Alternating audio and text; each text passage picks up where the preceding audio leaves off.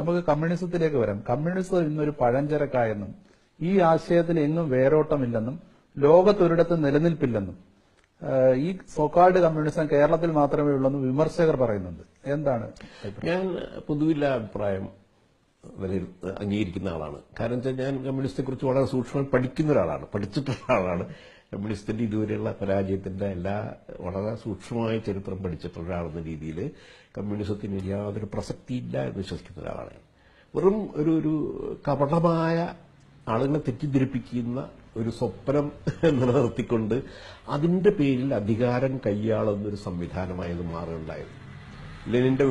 Lenin വിപ്ലവം നയിച്ച റഷ്യയിലൊക്കെ സംഭവിച്ചതാണ്. ഒരു പുതിയ അധികാരി വർഗമാണ് ഉടലെടുത്ത്. അവര് ഭൂപ്രഭുക്കളല്ല, മുതലാളിമാരുമല്ല, യാതൊരു സമ്പത്തും അവരുടെ കയ്യിലില്ല, പക്ഷെ അധികാരം മുഴുവൻ അവരുടെ കയ്യിലാണ്. പക്ഷെ ഒരു കാലത്ത് അത് വലിയ പ്രതീക്ഷ പകർന്നിരുന്നില്ലേ? ഉണ്ട്, തീർച്ചയായിട്ടും. കാരണം പ്രത്യേകിച്ച് റഷ്യൻ വിപ്ലവമൊക്കെ നടന്നിട്ടുള്ള കാലഘട്ടം, ചൈനീസ് വിപ്ലവം നടന്നപ്പോഴുള്ള കാലഘട്ടം, ആ കാലഘട്ടങ്ങളിൽ ആ രാജ്യങ്ങളിലുണ്ടായ കുറെ നന്മകളുണ്ട്, ഇല്ലെന്ന് ഞാൻ പറയുന്നില്ല. ജന്മിത്വവും മുതലാളിത്വമൊക്കെ ഇല്ലായ്മ ചെയ്തു എന്ന രീതിയിലൊരു 5-10 കൊല്ലം നിന്നുണ്ടാവും. അത് കഴിയുമ്പോഴേക്കും ഈ പുതിയ അധികാരി വർഗം, പാർട്ടി എന്ന് പറയുന്ന ഭീകരമായ സാധനം, എല്ലാ അധികാരവും കൈയടക്കി തൊഴിലാളികളെയും ഈ അധ്വാനിക്കുന്നവരെയൊക്കെ വെറും ഉപകരണങ്ങളാക്കി മാറ്റി. ഇന്ന് നോക്കൂ, ചൈനയിൽ കമ്മ്യൂണിസ്റ്റ് പാർട്ടിയാണ് അവിടെ ഭരിക്കുന്നത്. ലോകത്തിലെ ഏറ്റവും വലിയ തൊഴിലാളി വർഗമുള്ള സമൂഹമാണ് അത്. ഏറ്റവും മോശപ്പെട്ട തൊഴിലാളി വർഗം. മോശപ്പെട്ടെന്ന് പറഞ്ഞാൽ 10-12 മണിക്കൂർ പണിയെടുത്തിട്ട് വളരെ ചെറിയ കൂലിക്ക് വേറെ അതിനെതിരായിട്ട് സംഘടിക്കാനോ അവകാശങ്ങൾ ചോദിക്കാനോ പോലും അർഹതയില്ലാത്ത പുതിയൊരു അധികാരി വർഗത്തെ സൃഷ്ടിച്ചു.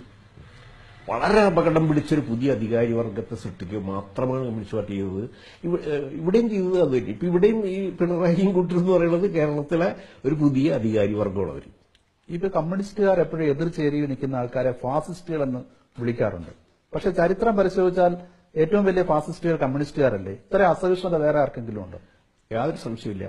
ഏറ്റവും വലിയെന്ന് ഞാൻ പറഞ്ഞപ്പോ ഹിറ്റ്ലറും മുസോലിനിയും സ്റ്റാലിനും തമ്മിൽ കമ്പയർ ചെയ്താൽ ചെറിയ ചില വ്യത്യാസങ്ങൾ പറയാൻ. ഹിറ്റ്ലർ മുസോളിനിയും കൊന്നൊടുക്കിയതിന്റെയൊക്കെ എത്ര ഇരട്ടി സ്റ്റാലിനും മാവോയും പോൾപോട്ടും കൊന്നൊടുക്കിയില്ലേ? ഇല്ലേ? എന്നിട്ട് ഹിറ്റ്ലർ മുസോളിനിയും മാത്രം ഫാസിസ്റ്റുകൾ. അതെ, തെറ്റാണത്. ഇപ്പൊ ചരിത്ര വസ്തുതകൾ മുഴുവനും പുറത്തുണ്ട്. സോവിയറ്റ് യൂണിയൻ തകർന്നതിന് ശേഷം ഇപ്പൊ ആർക്കൈവ്സ്, അവിടുത്തെ മോസ്കോ തുറന്നു വെച്ച ആർക്കൈവ്സ് എടുത്തിട്ട് ഓരോ ദിവസവും നടന്ന സർക്കാർ ഓർഡറുകളുടെ കഥ വെച്ചിട്ടാണ് ചരിത്രം പുറത്തു വന്നിരിക്കുന്നത്. സ്റ്റാലിന്റെ കാലഘട്ടത്തിൽ നടന്നിട്ടുള്ള അതിഭീകരമായ ക്രൂരതകളുടെ.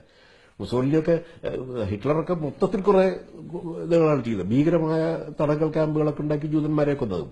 ഇതെന്ന് പറഞ്ഞാൽ പാർട്ടിയുടെ ഒരു 4 കൊല്ലത്തിനുള്ളിൽ പാർട്ടിയുടെ ആദ്യത്തെ കേന്ദ്ര കമ്മിറ്റിയിലത്തെ ബഹുഭൂരിപക്ഷം പേരെയും കൊന്നൊടുക്കുകയും ജയിലിലടക്കുകയും ചെയ്തു. പാർട്ടിയിൽ തന്നെയുള്ള 6-7 ലക്ഷം പേരാണ് 3 കൊല്ലത്തിനുള്ളിൽ പുറത്താക്കപ്പെടുകയും കൊല്ലപ്പെടുകയും ചെയ്തത്. അങ്ങനത്തെ ഒരു ഫാസിസം ലോകത്തിൽ വേറെ ആരും നടപ്പിലാക്കിയിട്ടുണ്ടാവില്ല.